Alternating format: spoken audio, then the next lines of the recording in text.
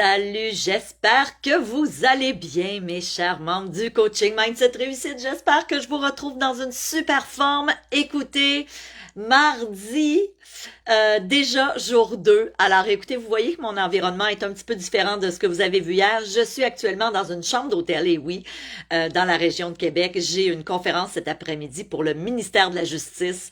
Alors, je suis venue coucher ici hier, là, vous le savez, hein, hier, il y avait la tempête, alors j'ai pas pris de chance. J'ai dit, je pars des Laurentides et je m'en viens ici pour être en avance. Hey, salut France-Marie, salut Christine. Oui, s'il vous plaît, manifestez-vous. J'allais justement vous dire ça. Moi, je vais aller voir si je vous retrouve sur le groupe. Est-ce que j'y suis? Est-ce que j'y suis? Je pense bien que je suis à la bonne place. C'est juste que sur mon iPad, je le vois. Oui, je le vois, yeah, ok, je le vois. Ok, est-ce que je peux voir vos commentaires ici? Oui, donc continuez à me saluer. Salut Chantal, j'espère que vous allez bien en cette magnifique journée. Écoutez, à Québec, ici, c'est magnifique, c'est super beau. Je suis vraiment, vraiment super excitée. Je m'en vais faire une conférence, imaginez-vous, cet après-midi pour le gouvernement, pour une filiale euh, des pour des gens qui travaillent pour aider les gens qui ont été victimes d'actes criminels. Donc, c'est pas la CAVAC. Hein, on a cet organisme-là au Québec, là, la CAVAC, mais là, c'est vraiment une branche du gouvernement. Donc, je suis pas mal excitée. Ça va être une formation sur le stress et la gestion du changement. Donc, ça, c'est un volet que certains et certaines, vous ne connaissez pas de moi, mais ça fait des années, ça doit faire 20 ans que je fais des conférences en entreprise sur différentes thématiques, sur les thématiques de mes livres, évidemment, sur le stress, l'épuisement professionnel, sur l'intelligence émotionnelle, la gestion des émotions, etc., etc., sur la gestion du changement, sur le travail d'équipe. Donc, c'est mon autre passion. Alors, écoutez, continuez à vous manifester, s'il vous plaît. Dites-moi de où vous êtes. Est-ce que vous êtes en feu? Donc, de quelle région vous nous regardez, s'il vous plaît? Si vous êtes en live, bien sûr, manifestez-vous si vous écoutez cette vidéo en replay parce qu'il est actuellement 11h59 heure du Québec. Si vous êtes du côté de l'Europe, il est presque 18h. Si vous êtes ailleurs au Canada, on a peut-être une heure, dépendamment dépendamment d'où vous êtes au Canada, une heure ou deux même. Alors, si vous nous écoutez en replay, assurez-vous de mettre replay dans les commentaires. Demain, au jour 3, notre dernière journée, je vais avoir des tirages. Alors, j'aurai un tirage pour les gens qui étaient avec nous en live à tous les jours et j'aurai aussi un tirage pour les gens qui étaient avec nous en replay. Salut Frédéric, salut Sylvie.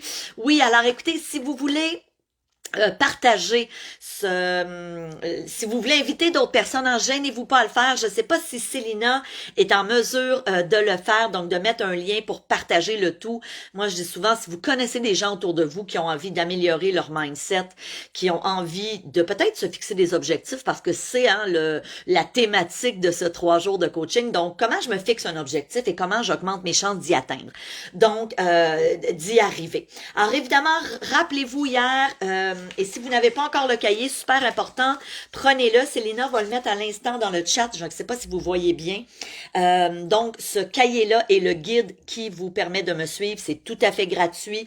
Vous allez à la première page avoir mon pédigré. Alors, vous allez voir là une présentation de qui suis-je, qui est Stéphanie Milot, pourquoi est-ce que vous auriez avantage à m'écouter. Ensuite, vous avez le calendrier, donc les thématiques qu'on va voir au jour 1, 2 et 3. Et ensuite, à chaque journée, vous avez de l'information et vous avez aussi des notes à prendre. Donc ça, c'est super important. Je l'ai expliqué hier. Donc, bien important. Si vous avez manqué la journée d'hier, il n'y a pas de souci. On vous aime pas moins pour ça. Ça se peut que vous soyez arrivé au cours des 24 dernières heures sur le groupe. Si c'est le cas, bienvenue. Merci d'être là. Sachez que pour une courte durée, on va laisser les vidéos. Donc, durant les 3 jours de coaching, là, les vidéos vont rester sur ce groupe. Alors, si vous n'avez pas écouté la journée d'hier, je vous invite à le faire parce qu'évidemment, c'est une suite logique. C'est 3 jours et on doit absolument écouter les 3 jours parce que évidemment, c'est une méthodologie en 8 étapes. Donc, hier, on a vu l'étape numéro 1, l'étape numéro 2 et l'étape numéro 3. aujourd'hui, on va voir 3 nouvelles étapes. D'accord? Et demain, on va aussi continuer. Demain, journée super importante, c'est là que je fais les tirages pour les gens à la fois qui sont en live, pour les gens aussi qui seront en replay. C'est aussi demain que je vais vous parler de si vous avez envie de poursuivre l'aventure de qu'est-ce que la formation, le programme Mindset Réussite. Donc, j'ai développé un programme en ligne pour vous accompagner pendant 1 an. Alors, en cette fin d'année 2023, est-ce que vous avez envie de commencer l'année 2024 avec moi et de, pendant 1 an, d'être accompagné? Donc, j'aurai l'occasion de vous en parler demain. Alors, écoutez, on a plein de gens. C'est un petit peu plus difficile pour moi aujourd'hui là, de vous voir. D'habitude, quand je suis à mon bureau, c'est assez facile de voir les noms, mais là, c'est un petit peu plus facile comme ça. Si je vais ici, on a Dominique, mais c'est comme s'il faut toujours que je fasse un refresh. OK, ben, et je vois qu'il y a plein de gens.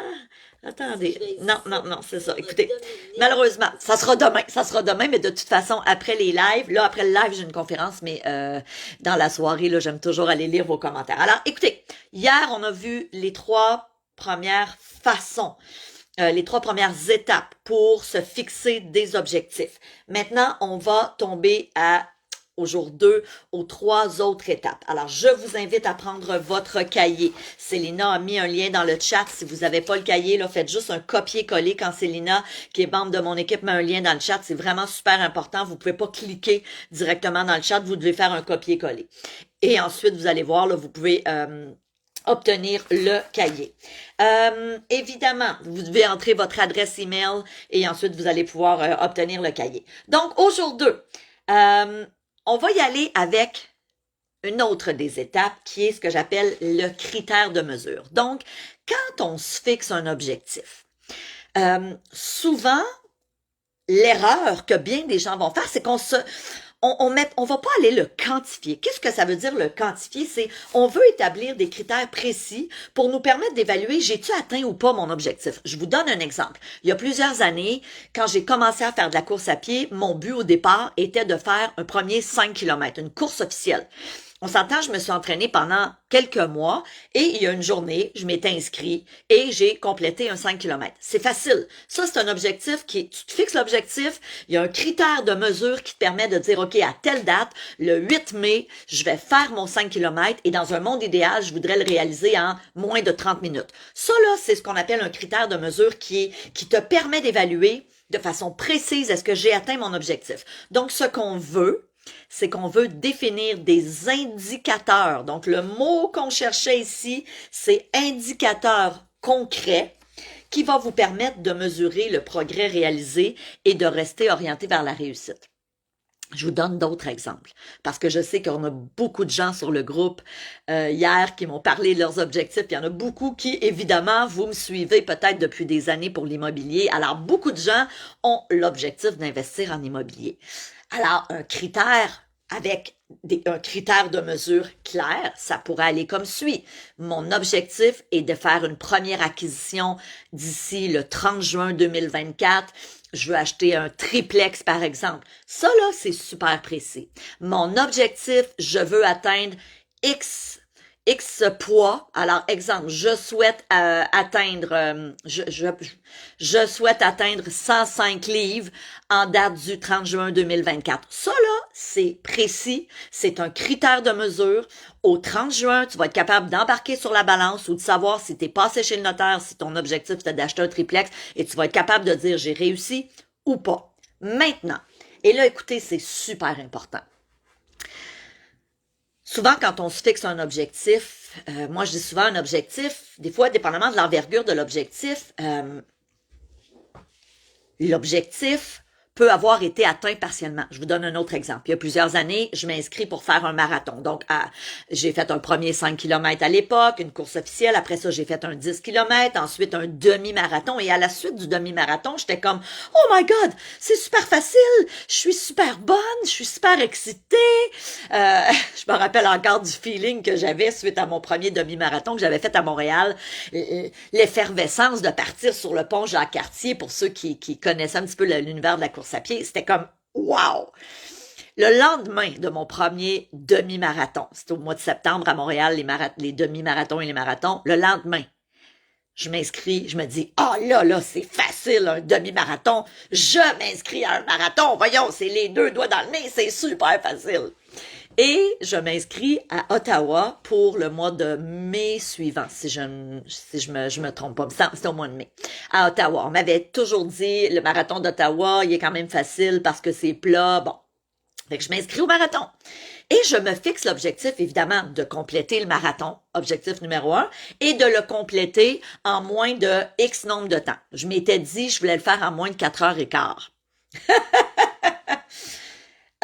La vie m'a ramené un petit peu à la réalité, dans la mesure, puis je me rappellerai toujours, quelqu'un m'avait dit, Stéphanie, Oprah Winfrey, l'animatrice de télé là, qu'on connaît tous, en tout cas je pense que la plupart vous la connaissez, Oprah l'a fait en 4h15. Et là, moi je me dis, Oprah, hein? Il me semble que pour moi, c'est pas un modèle nécessairement de femme en super shape. Puis je dis ça là super avec énormément de respect parce que j'ai énormément de respect et d'admiration pour ce qu'elle a fait. Mais je sais pas si vous êtes d'accord, mais tu sais, c'est pas nécessairement le modèle où tu dis, oh my God, elle est vraiment en shape, puis tu sais, je suis pas surprise qu'elle l'ait fait en 4h15. Donc, en voyant ça, je me suis dit, je vais le faire en 4h15. Et la réalité, c'est que c'est pas arrivé du tout, du tout, du tout.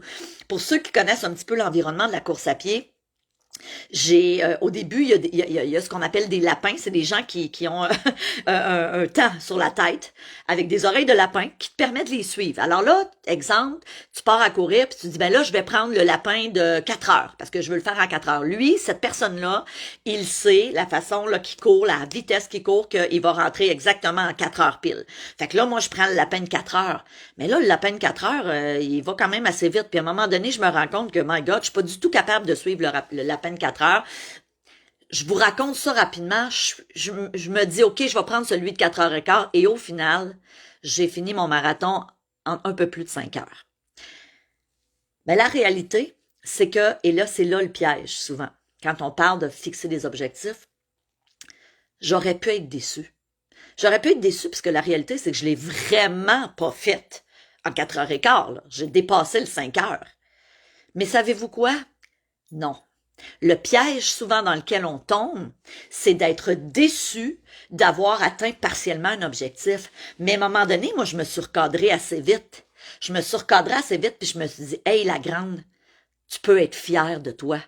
Tu es une marathonienne. Quand j'ai eu ma médaille de marathonienne dans les mains, je me suis dit, wow, t'es hot, ma fille. OK? Donc, quand on parle de critères de mesure, exemple, je reviens à vos objectifs. Quelqu'un qui dit, moi, je veux m'acheter un triplex pour le 30 juin 2024. Parfait. Mettons que ton triplex, finalement, là, ça fait des années que tu aspires à acheter un immeuble et qu'au final, tu finis par l'acheter au mois de septembre 2024. J'espère que tu vas être content. J'espère que tu te diras pas, ah, ben, tu vois, je l'ai pas atteint, je m'étais donné le 30 juin. Non, faut être indulgent. Et souvent, un objectif, donc si je reviens à l'exemple du marathon, il est pas dit que si j'avais pas décidé, parce que la vérité, c'est que j'ai sous-estimé l'entraînement. Je ne me suis vraiment pas entraînée assez. Aujourd'hui, je le sais. Je sais que je pourrais fort probablement le faire en 4h15 si je décidais de me réinscrire et de prendre l'entraînement au sérieux. OK? Donc, évidemment, critères de mesure, là, je veux être capable de mesurer est-ce que je l'ai atteint ou pas. Et si je l'ai atteint partiellement, mais que je suis en voie de, je ne me démotive pas, je continue et je garde mon focus. Donc ça, c'est notre point numéro 4, dans le fond. Là, aujourd'hui, c'est le point numéro 1, mais dans le fond, hier, on a vu les 3 premières étapes. Là, c'est notre 4e étape. Ensuite, deuxième élément aujourd'hui qu'on voit, un contexte défini. Qu'est-ce que ça veut dire un contexte défini? Tu dois clarifier le contexte temporel, spatial, opérationnel de ton objectif ou de tes objectifs. Ça veut dire quoi? Tu dois répondre aux questions cruciales suivantes. Quand? Donc ça, c'est le premier mot, la gang, là, dans votre livre qu'on cherchait. Quand? Où? Et comment? Donc, tu dois établir ce qu'on appelle un cadre solide pour réaliser tes aspirations. Quand, où, comment, ça veut dire quoi? Tu as un objectif. Quand est-ce que tu vas l'avoir atteint? Donc, ça, c'est une date, à la limite, qu'on va se mettre. Mais aussi, quand, où, comment, c'est...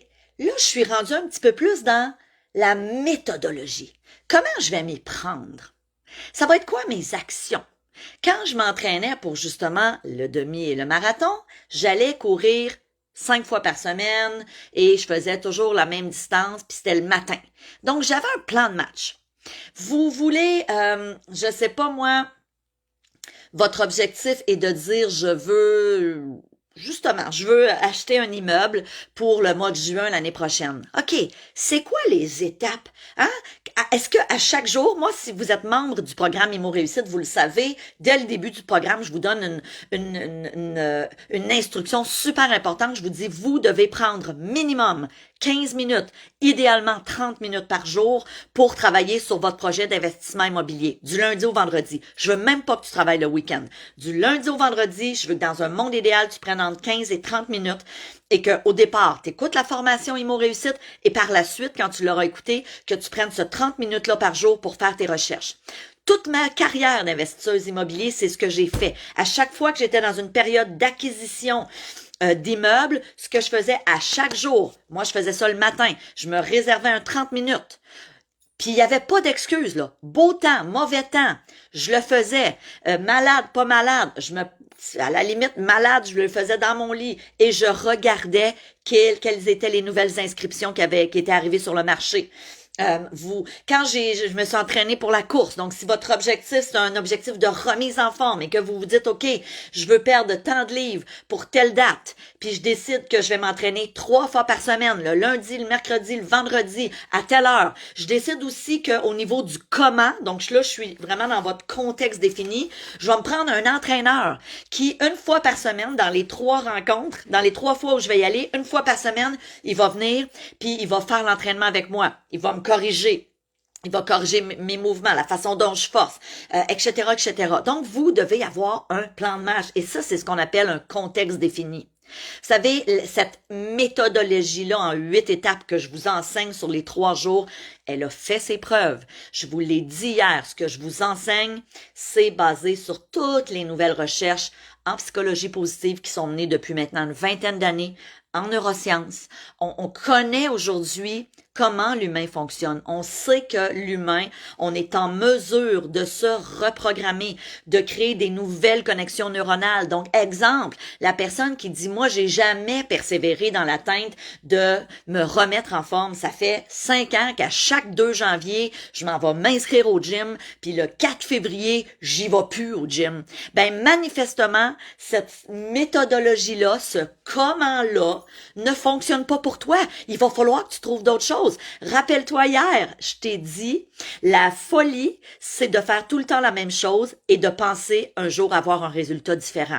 Manifestement, si ça fait des années que tu vas t'inscrire au gym et que tu lâches toujours puis que tu abandonnes, le gym, c'est peut-être pas pour toi. Trouve une autre stratégie. Je ne sais pas c'est quoi. J'ai pas la réponse à matin là pour toi, mais trouve une autre stratégie. Si ça fait des années que tu procrastines, tu veux investir en immobilier, tu as pris ma formation Imo Réussite, mais t'es pas encore passé à l'action parce que tu as des craintes, tu as des peurs, ben il y a quelque chose que tu fais de pas correct, il y a quelque chose qu'il va falloir que tu fasses différemment dans ton comment qui va te permettre d'atteindre ton objectif. OK, c'est super important.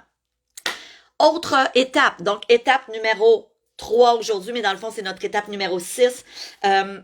Je veux analyser les ressources dont j'ai besoin pour atteindre mon objectif en tenant compte du temps.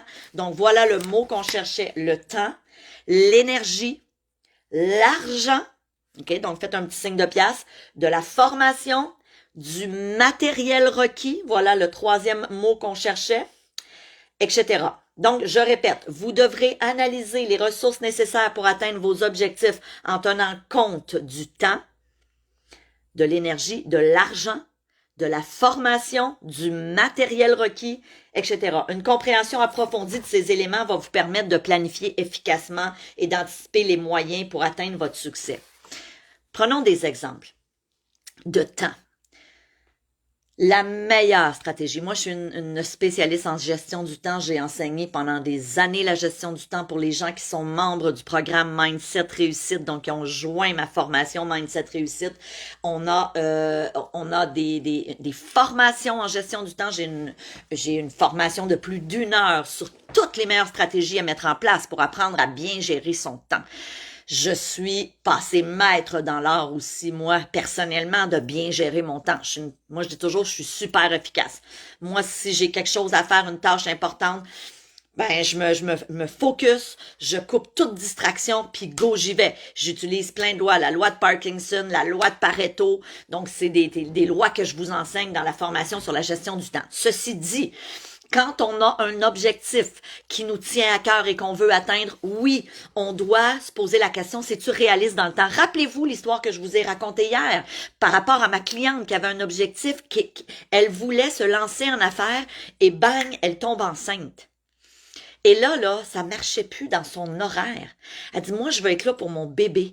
Elle dit, je me suis toujours dit que le jour où j'aurai un enfant, la première ou la deuxième, ou les 2 premières années de sa vie, je serai avec lui ou avec elle, il irait pas à la garderie et je serai 100% dédiée à mon bébé. Elle dit, là, ça marche plus, là, dans mon horaire de partir une business.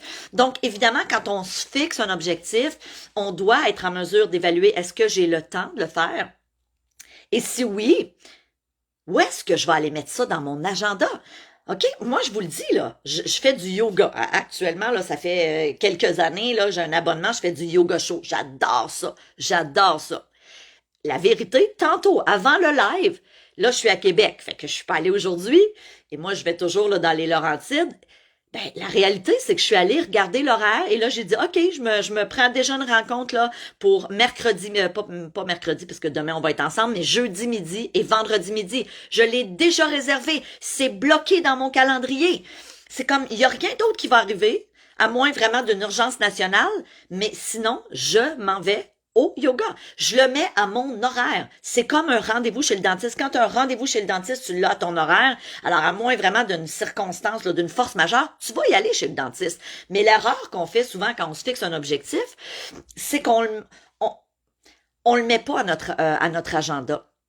Je me rappellerai toujours quand j'étais à l'université, j'ai étudié au HEC à cette époque-là et il y a un prof qui est arrivé, puis vous avez peut-être déjà entendu parler de cette analogie qui est vraiment intéressante. C'est une analogie en gestion de temps qu'on utilise pour imager l'importance des priorités. Le prof arrive en avant du groupe et il y avait un genre de gros bol en vitre. Et là, il regarde toute la classe, puis il y a des gros cailloux. Alors, il prend les cailloux et il remplit le bol avec les cailloux jusqu'au bord. Et là, le prof pose la question aux élèves, est-ce qu'il reste encore de la place? La moitié de la classe dit non, il reste plus de place. Il y avait, le bol était rempli de cailloux jusqu'au bord. Une autre moitié de la classe ont dit non, il reste encore de la place parce qu'il avait peut-être déjà vu cette expérience. Alors le professeur a pris un sac avec du sable et il a rempli. Alors là, il a fait couler du sable au-dessus des roches, donc dans le même pot en vitre. Et là, évidemment, le sable est allé s'intégrer à travers toutes les roches jusqu'à temps que ça soit plein. Et là, le professeur a demandé, est-ce qu'il reste encore de la place? Puis là, vous comprenez le principe. La plupart des gens ont dit non, il n'y a plus de place. Et là, il a pris de l'eau. Il a fait couler de l'eau, puis là, l'eau est vraiment allée s'intégrer partout entre les roches et le sable, et là, le bol était plein. Morale de ça. Les choses les plus importantes dans ta vie auxquelles tu accordes le plus d'importance sont ce qu'on appelle tes gros cailloux. C'est là où ça, tu devrais toujours les prioriser et les mettre dans ton agenda en premier. Le reste, c'est du superflu. Si pour toi, puis je reviens à notre exemple de valeurs hier, on a parlé des valeurs. Et dans mon programme Mindset Réussite, à la première semaine, on fait un exercice ensemble sur déterminer vos valeurs. Pour moi, c'est la base de la vie, mais c'est la base aussi de cette capacité à atteindre nos objectifs. Donc, tes gros cailloux, c'est qu'est-ce qui est important pour toi? Moi, dans mes valeurs de base, il y a la santé. Donc, mon caillou santé est super important. Ça fait qu'à tous les jours, je me réserve du temps. Il est bloqué dans mon agenda pour faire du sport. Que ce soit d'aller monter une montagne parce que j'ai la chance de vivre dans les Laurentides, que ce soit de faire du yoga show, que ce soit de faire du tapis roulant. Je vous donne un autre exemple. Okay? En termes de ressources, parce que là, on est dans notre point numéro 3, on parle des ressources nécessaires. Moi, la santé est importante pour moi. Et je me suis dit, OK, comment je peux m'assurer de faire du sport à tous les jours? Parce qu'évidemment, partir de chez moi, aller au yoga, c'est quand même un projet. Je veux dire, c'est 30 minutes de la maison, je fais mon cours d'1 heure, je reviens 30 minutes, c'est 2 heures dans ma journée. J'ai la chance d'avoir le temps de le faire, mais il y a des jours où j'ai pas le temps. Alors, qu'est-ce que j'ai fait? Je me suis acheté un tapis roulant que j'ai mis à la maison. Puis l'année dernière, j'en ai acheté un deuxième et je l'ai mis au bureau. là, j'en ai plus d'excuses. Je veux dire, je peux pas me dire, ah, aujourd'hui, c'est glissant ou, ah, aujourd'hui, il y a de la pluie verglaçante. Non, non, t'as pas d'excuses. Donc, quand on parle de ressources, c'est quelles sont les ressources, et je le répète, là, en temps, en énergie, en argent, en formation, en matériel, qui vont me permettre d'atteindre mon objectif. Certaines d'entre vous sont des membres du programme IMO Réussite. Vous avez un jour décidé de vous former pour investir en immobilier et fort probablement que certains d'entre vous, vous avez déjà passé à l'action. Peut-être qu'il y en a qui sont en voie de. Donc, vous vous êtes donné les moyens. Ça en est un exemple de dire, OK, je vais aller chercher des outils, des connaissances pour me permettre d'atteindre mon objectif. Évidemment, quand on parle d'énergie, ça aussi, c'est important. Est-ce que tu dors suffisamment? Parce que pour atteindre un objectif, dépendamment de l'objectif que tu te fixes, souvent, ça va te prendre de l'énergie. Je reviens à mon exemple de ma cliente qui voulait partir en business. Elle se voyait pas pendant les 2 premières années de la vie de son bébé de partir en affaires parce qu'elle aurait pas eu l'énergie. C'est un conflit de valeurs pour elle. Donc ça aussi, c'est important de se poser ces questions-là. OK, qu'est-ce que je peux faire au niveau de mon énergie? Est-ce que j'ai mon énergie au maximum? C'est sûr que si tu es super fatigué et que tu t'es mis l'objectif de te remettre en forme en 2024 en allant t'entraîner 4 fois par semaine, bon, évidemment, on le sait, les recherches nous ont prouvé que le fait de s'entraîner nous donne de l'énergie. Ceci dit, ce qu'il faut comprendre, c'est que des fois, juste le petit oomph que ça nous prend pour dire je vais aller m'entraîner, si on est trop fatigué, on l'a même pas. OK? Et en matière d'atteinte d'objectifs, tout est dans la planification. Mais aussi, tout est dans votre énergie. Et quand je parle d'énergie physique, mais je parle aussi de la vibe dans laquelle tu es. Est-ce que tu crois que tu peux atteindre ton objectif? Est-ce que tu penses que c'est possible? Puis demain, je vous le dis, s'il y a une journée que tu veux être là en live, c'est demain. Demain, je vais vous demander de prendre un petit peu plus de temps. On va peut-être déborder là, de 15-20 minutes. Donc, réservez-vous au moins 45-50 minutes. Demain, on voit les 2 autres étapes finale, mais on va aussi parler d'énergie. On va aussi se poser la question comment se mettre dans une fréquence qui nous permet d'atteindre nos objectifs. Puis je vous le dis, ça n'a rien d'ésotérique. Là. On n'est pas en train là, de dire on se met des lunettes roses, puis on fait de la méditation, puis on attire ce qu'on veut. C'est pas ça du tout. Mais de quelle façon je peux attirer dans ma vie, donc être dans une énergie qui me permet d'attirer et de mettre les chances de mon côté pour atteindre cet objectif-là. Puis ça veut pas dire que si ton objectif, c'est de rencontrer l'âme sœur, que tu vas t'asseoir chez toi, que tu vas t'installer dans ton bain avec plein de bubble bath et que tu vas attendre que l'être cher arrive. C'est pas ça là qu'on dit. Il faut passer à l'action. Ce qu'on dit, c'est de quelle façon je peux me mettre dans un état d'esprit pour contribuer à atteindre mon ou mes objectifs. OK? Super important. Donc, écoutez, avant de terminer aujourd'hui, j'ai envie de vous poser la question, puis je veux vous lire dans les commentaires une phrase que tu as retenue aujourd'hui, puis c'est pas obligé d'être une phrase telle quelle comme je l'ai dit, mais une chose qui t'a accroché, un élément qui fait comme wow, ok, ça, j'avais pas pensé à ça, ça vient me chercher, ça me rejoint, ça c'est un défi pour moi. Donc une phrase dans ce que j'ai dit aujourd'hui qui t'interpelle, je veux vous lire. OK? Donc, quand je vais arriver ce soir à la maison, parce que là, je m'en vais donner ma conférence, ensuite, je remonte chez moi dans les Laurentides, en partance de Québec, mais ce soir, je vais aller vous lire. J'adore vous lire. Alors, avant de terminer, je veux vous dire un immense merci. Soyez là demain en live, parce que le plus gros prix, on va le faire tirer pour les gens qui sont en live demain, qui auront été aussi en live à tous les jours. Si vous êtes là en replay, écrivez-moi quand même replay dans les commentaires parce que j'aurai aussi quelque chose pour récompenser les gens qui étaient en replay. Et demain aussi, je vous parle de l'opportunité, si vous le souhaitez bien sûr, de joindre le programme Mindset Réussite. Alors avant de terminer, je vous embrasse, je vous aime, je vous dis merci et on se revoit demain à midi heure du Québec, 18h si vous êtes en Europe ou dépendamment du fuseau où vous êtes à votre heure. Je vous aime, je vous embrasse. Bisous tout le monde. Salut!